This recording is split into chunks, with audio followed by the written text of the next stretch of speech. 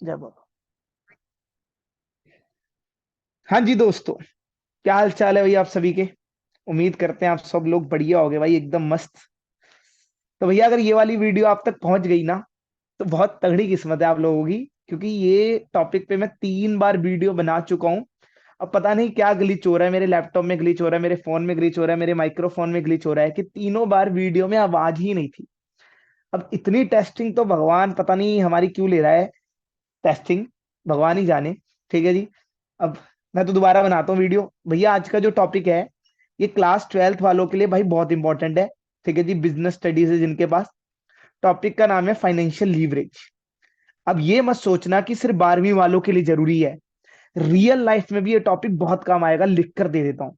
बस यूज करना आना चाहिए। इतनी बात समझ आ रही है क्या? अब दूसरी बात, देखो ये वीडियो बना रहा हूं, ठीक है, ये 12वीं वाले थोड़े से कवर हो गए भाई। 12वीं वालों, अपने कमेंट सेक्शन में, सॉरी मेरे कमेंट, आपका कौन सा कमेंट, मेरा कमेंट सेक्शन में टॉपिक्स डाल दो बीएसटी के, जो आपको टफ लगते हैं। बीच बीच में वीडियो बना के डालता जाऊंगा। जो आपको कहीं से समझ नहीं आ रही उसकी वीडियो मैं दूंगा। और मैं लिख कर दे रहा हूँ, मेरा समझाया ना समझाया हो ही नहीं सकता। और अगर ना है तो कमेंट में डाल दो क्या नहीं समझ आ रहा, दोबारा वीडियो बना दूंगा यार। कोई दिक्कत नहीं है, उस टॉपिक पे ही बनाऊंगा, उस चीज को घेर घेर के बनाऊंगा जो नहीं आ रही समझ में। ठीक है जी, इतना क्लियर है। तो भैया डाल देना कमेंट, जो है क्या नहीं समझ आता और क्या वीडियो बनाऊं बता दो कमेंट में। ठीक है जी। दूसरी बात, कल जो हमारे शेयर मार्केट के इन्वेस्टर हैं वो बोलेंगे भाई आपने जब चैनल शुरू किया था आपने कहा था कि शेयर मार्केट की भी टिप्स दोगे, कोई टिप? तो भैया कल आ रही है, कल या परसों आ रही है, एक बैंक बताऊंगा बहुत तगड़े लेवल का। ठीक है जी। शायद, पक्का नहीं है, शायद इंडिया के सबसे बड़े मोटिवेशनल स्पीकर ने, जिसका नाम एस से शुरू होता है, उस बैंक में इन्वेस्ट किया। उसने किसी ना किसी बैंक में इन्वेस्ट किया पक्का। उसकी एक वीडियो आई है बंदे की, उसने उसमें बताया है उसने स्टेक लिया बड़े तगड़े लेवल का। शायद वही बैंक है जो मैं गैस करने वाला हूँ। ठीक है जी। तो मैं बताऊंगा, और वो बैंक क्योंकि तगड़े लेवल का है। अभी तो उसका नाम गैस करके कमेंट सेक्शन में बताने की कोशिश करो कि कौन सा बैंक होगा। पहले बता दो, एचडीएफसी भी नहीं है, ना ही वो कोटक है, और एक और बैंक निकाल दूं, ना ही वो आईसीआईसीआई है। अब बताओ क्या बैंक होगा? ठीक है जी। तो उस पर वीडियो डालेंगे। चलिए फिर आज का टॉपिक शुरू करते हैं, सभी को राम राम बोल के। ठीक है जी। अब देखो, टॉपिक का नाम है फाइनेंशियल लीवरेज। इसका दूसरा नाम है ट्रेडिंग ऑन इक्विटी। ठीक है। अब देखो इस टॉपिक में पढ़ेंगे क्या, पहले ये बता देता हूँ। जैसे कि मैंने आपको बताया कि आपको पैसा जो अरेंज करना है, देखो बिजनेस में जो पैसा लगाते हैं उसे बोलते हैं कैपिटल। कैपिटल के दो मेन सोर्स माने जाते हैं, एक एक्सटर्नल जिसे हम कहते हैं डेट, और एक है कि सामने वाले बंदे से पैसा लो और उसे ओनर बना दो, उसे कहते हैं इक्विटी। इतना समझ आ रहा है? अब दोनों में क्या फायदे हैं क्या नुकसान है वो पिछली वीडियो में वो देख लेना, उसमें क्लियर हो जाएगा, एकदम सिंपल बात। पते की बात करता हूं भाई मैं। ठीक है जी। अब डेट भी कभी कभी बहुत हेल्पफुल चीज होती है, वो आपको इस वीडियो में समझ आएगी। डेट बढ़ाने से आपके इक्विटी शेयर होल्डर्स के रिटर्न बढ़ने लग जाएंगे, पर वो हर बार नहीं होगा। उसके लिए कंडीशन है, वो अगर सेटिस्फाई होगी तभी वो चीज बनेगी, वरना नहीं बनने वाली। ठीक है जी। अब कंडीशन क्या वो बताता हूं। अब देखो आप यहां पर से ये समझो कि इक्विटी शेयर होल्डर को हम बोलते क्या, वो होता है ईपीएस। अब ईपीएस क्या है थोड़ा सा ये समझना। ईपीएस की फुल फॉर्म होती है earning per share. For example आपका नेट प्रॉफिट बचता है 5 लाख। अब नेट प्रॉफिट का मतलब है कि इसमें से सब खर्चे माइनस हो गए, टैक्स भी माइनस हो गया। अब ये किसे मिलने वाला है? शेयर होल्डर को, क्योंकि अब किसी को देना नहीं है तो पैसा किसका है? मालिक का। मान लो वो है 5 लाख। ठीक है जी। आपके बटे हुए हैं 50,000 शेयर होल्डर। ठीक है जी। तो डिवाइड कर दो, तो पर शेयर होल्डर के खाते में कितने आ रहे हैं? 10 रुपए। इसी को हम बोलते हैं ईपीएस। अब मैं ये कह रहा हूं 50,000 शेयर होल्डर को ऐसे मत समझना कि 50,000 लोग होंगे, हो सकता है एक ही बंदा उसके बाद 50,000 शेयर हो। देखो एक सिंपल सी बात समझो, कंपनी जितने रुपए अरेंज करती है ना एज अ इक्विटी, उसे वो एक एक रुपए में नहीं मांगती। कंपनी को बताए लोग ज्यादा पे कर सकते हैं। जो रेपुटेड कंपनी है वो अपनी शेयर की वैल्यू बड़ी रखती है। हो सकता है 100 रुपए रखती हो सकता है 500 रुपए रखती हो। वो बहुत सारी चीजों पे मैटर करता है। ठीक है जी। और जो कोई नई कंपनी है वो शेयर की वैल्यू थोड़ा सस्ते रखती हो सकता है 10 रुपए रखती हो सकता है 20 रुपए रखती हो। तो इसके अकॉर्डिंग डिसाइड होता है। अब हो सकता है एक ही बंदे ने 50,000 खरीद लो। ठीक है जी। पर हमें क्या, हम जानते ही नहीं कितने बंदों ने खरीदे, तो हम पर शेयर पे ही रिटर्न निकालते हैं। तो पर शेयर रिटर्न आ रहा है 10 रुपए। अब मैं ये कह रहा हूं अगर ये हो जाए 10 लाख प्रॉफिट, नेट प्रॉफिट, और अभी भी मालिक जो है 50,000 है, तो ये रिटर्न कितना हो जाएगा? 20 रुपए। ईपीएस बढ़ रहा है, यानी कुल मिला के नेट प्रॉफिट बढ़ाने से ईपीएस बढ़ता है, अगर सीधी बात करें। अच्छा एक और तरीका है ईपीएस बढ़ाने का, नेट प्रॉफिट 5 लाख ही रखो, मालिक कर दो 10,000।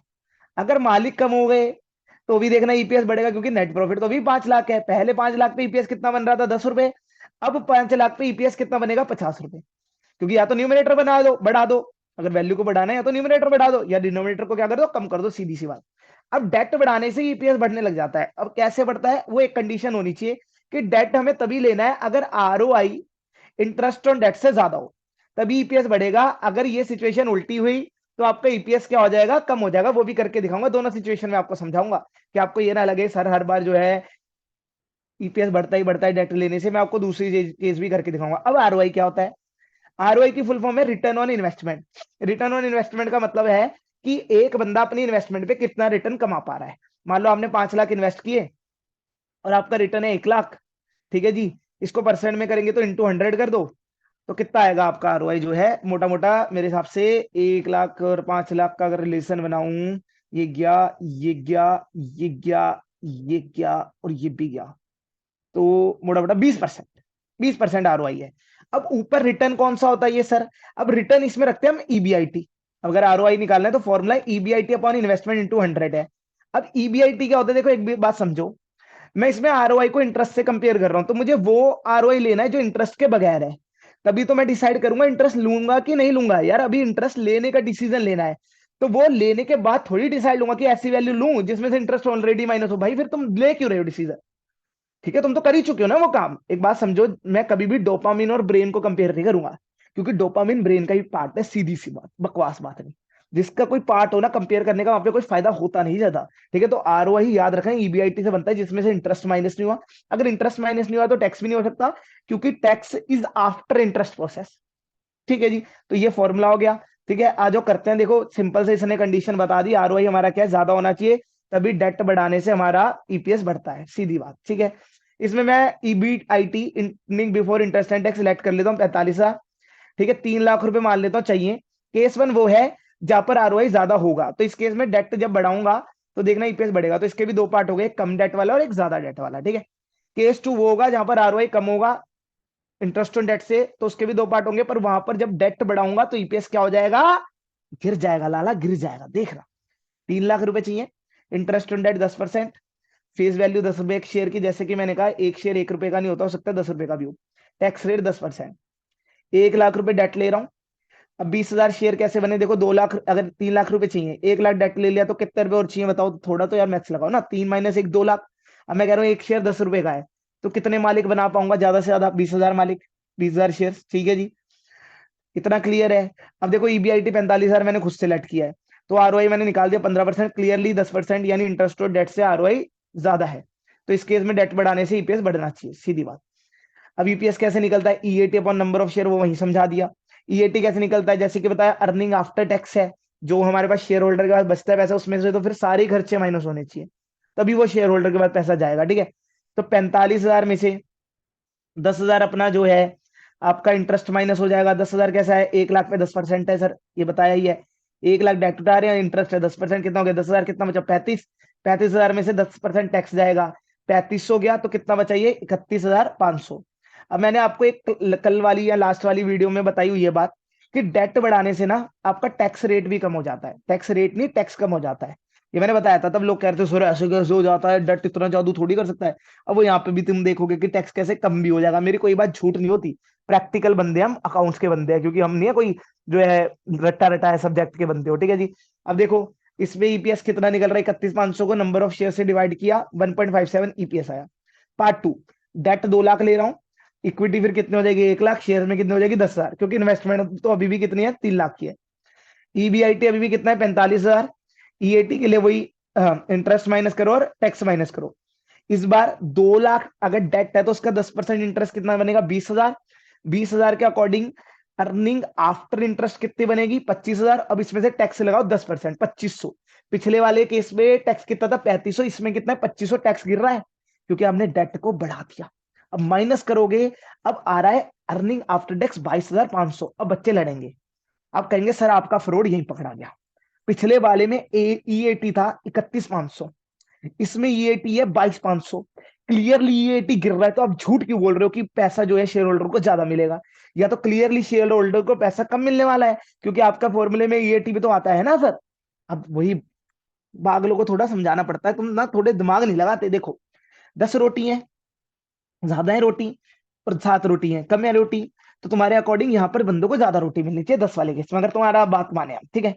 2 बंदे हैं खाने वाले कितनी रोटी मिलेगी पर बंदे को? 5 रोटी। पर बंदे को 5 मिलेगी, थोड़ा बहुत तो डिवीजन आता है कि वो भी नहीं आता। यहाँ पे एक बंदा है, ठीक है जी, पर बंदे को कितनी रोटी मिलेगी? अगर एक पर्सन है तो 7 रोटी। अब बताओ कितने, किसमें ज्यादा रोटी मिली एक बंदे को? हम तो एक बंदे की फिक्र करेंगे ना, एक बंदे के अकॉर्डिंग देखोगे ना, ऐसे ही तो कंपनी चलती है, एक एक करके तो पूरा यहाँ पे अंबार खड़ा होने वाला है। तो भैया ये मत सोचो कि आपकी वैल्यू न्यूमरेटर गिर गया, ये भी देखो शेयर होल्डर भी कम हो रहे हैं, तो कम बंदों में वो पैसा ज्यादा बटेगा। एक बात समझो ना, मैं आपको 2 ऑफर देता हूँ। 10 लाख रुपए आपको अकेले को मिलेंगे, ठीक है जी, 15 लाख 2 बंदों में बटेंगे। आप भी उसमें एक कौन सा ऑफर लोगे? खुद सोच लो, और खुद तुम्हें अब क्वेश्चन का जवाब मिल चुका है, जो भी मन में आ रहा है। ईपीएस निकाल लो, फॉर्मूला वही 22,500 अपॉन शेयर, इस केस में 10,000 थे, 2.25, सीधा सीधा ईपीएस बढ़ा है। तो जैसे कि बात है, ईपीएस बढ़ेगा डेट, क्योंकि डेट बढ़ाने से। और सिंपल है, क्यों बढ़ रहा है? क्योंकि आरओआई इंटरेस्ट ऑन डेट से ज्यादा है। अब एक केस पकड़ते हैं जिसमें आरओआई इंटरेस्ट ऑन डेट से कम है। आरओआई अभी भी 15% ले रहा हूं, पर इस बार इंटरेस्ट 20% लिया है। फंड रिक्वायर 3 लाख, ठीक है जी, सारी वैल्यू सेम है, बस ये वैल्यू चेंज हुई है, इंटरेस्ट ऑन डेट, ठीक है जी। अब 45,000 ईबीआईटी है, ठीक है। 20% डेट निकालो, डेट कितना? 1 लाख, 20% कितना होगा? 20,000, कितना बचेगा? 25। उस पे 10% टैक्स निकालो, कितना हो गया? 2500, 25 माइनस 2500 कितना आएगा? 22,500। कोई दिक्कत नहीं है, यहाँ तक तो मुझे लगता है बहुत सिंपल है, ठीक है। ईबीआई सॉरी, ईएटी आ गया 22,500। फिर से वही formula, EAT upon number of share, 22,500 upon 20,000, कितना आया ईपीएस? 1.12, याद रखना। अब इधर आओ, इसमें डेट ले रहे हैं 2 लाख, ठीक है जी।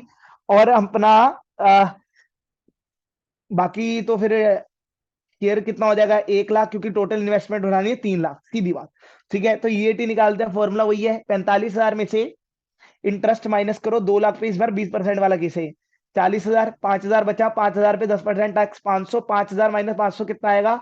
4500। ईएटी कितना आ रहा है? 4500। पिछले केस में ईएटी कितना था? 22,500। अब फिर एक गधे वाली कहानी सुनाता हूं मैं, तो वो यहाँ पे अमल करेगी। लोग कहेंगे सर ईएटी इस बार गिर रहा है, पिछली बार भी गिरा था। बच्चे बच्चे ना क्या करते हैं, वो बनाते हैं फॉर्मेट, पिछली बार भी ईएटी गिरा था और इस बार भी ईएटी गिर रहा है, पर पिछली बार ईएटी गिरने से ईपीएस बढ़ा, तो इस बार भी ईपीएस बढ़ना चाहिए। सर आपकी थ्योरी फेल। अबे यार, जिम ट्रेनर ने कहा आलू दही खाओ, क्योंकि आपका वेट था 50 किलो, तो खा खा के सालों तुम इतने मोटे हो गए कि वेट हो गया 80 किलो। पर जिम ट्रेनर ने कहा था आलू दही खाओ, तो अभी भी खा रहे हो, और तुम अपने आप को समझदार बता रहे हो। हर जगह हर चीज अमल में नहीं आती, ठीक है जी। सारी सिचुएशन को सेम मान के फॉर्मेट मत बनाया करो, मैं बच्चों को बार बार कहता हूँ मत रटो। फॉर्मेट बना लेते हो वहीं फंस जाते हो, सीधी बात, ठीक है। अब यहाँ पे ईपीएस निकाल ले तो सबर करो। 4.5 को शेयर कितने? 10,000, ईपीएस आएगा 0.45। और इसी केस में पार्ट 1 में ईपीएस पिछले में कितना था? 1.12।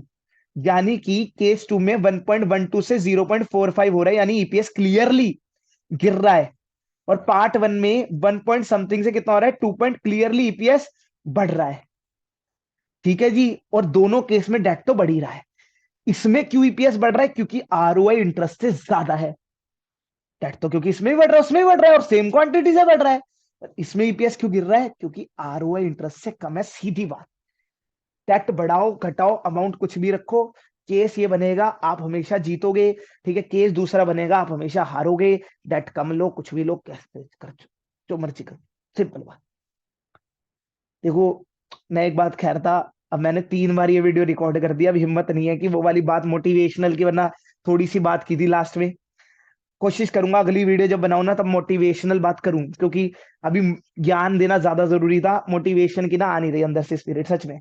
सच में, वरना मोटिवेशनल की बात बोलता चलो, तब भी यार बिना बोले मैं रह नहीं सकता। जो मुझे जानते हैं ना, वो जानते हैं भाई जो है मना करेगा फिर भी ज्ञान पेल के जाएगा। ज्ञान पेलना इसकी आदत है साले की, ज्ञान पेलो ज्ञान पेलो ज्ञान पेलो बस। ठीक है, ज्ञान पेलता हूँ। अंकित भाई को सब जानते हैं, 75 डे चैलेंज हार्ड, ठीक है। उनके 75 डे, उनकी सक्सेस, उनके 2 मिलियन फॉलोअर सबको दिख गए। 75 दिन को 24 घंटे से इंटू करो, कितने घंटे आएंगे? हजारों में समथिंग। उनकी भी जिंदगी में कुछ घंटे तो इतने भारी रहे होंगे कि जब उनका मन किया होगा वीडियो ना बनाओ, कोई ना कोई सिचुएशन आई होगी। जैसे अभी एक मैं यूट्यूबर की वीडियो देख रहा था, भाई का नाम नहीं याद आ रहा, तो उनके गांव में गए थे, तो किसी की रिलेटिव की डेथ हो गई, तब भी भाई ने चैलेंज पूरा किया ना, किया चैलेंज पूरा, ठीक है जी।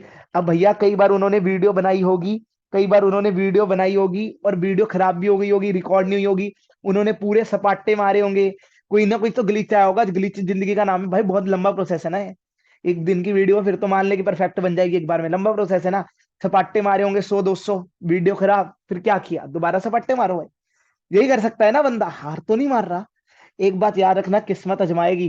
3 बार वीडियो खराब हुई है, मैं कह रहा हूँ 10 बार हो जाए, 11वीं बार फिर वीडियो बनाऊंगा। और बता किस बात, तुझे खुलेआम चैलेंज करता हूँ भाई, सच में ना हो जाए कि सोच रहा साला 34 बार भी खराब हो गई, भगवान कह रहे आजा चैलेंज कर रहा है। यार देखो, ये मेरा अहंकार नहीं है, अहंकार एक चीज होती है, ये मेरा कॉन्फिडेंस है कि मुझे पता है जब मैं नॉलेज की बात करता हूँ, मुझसे 24 घंटे बुलवा लो, मैं बात करता रहूंगा, नॉलेज की करता रहूंगा।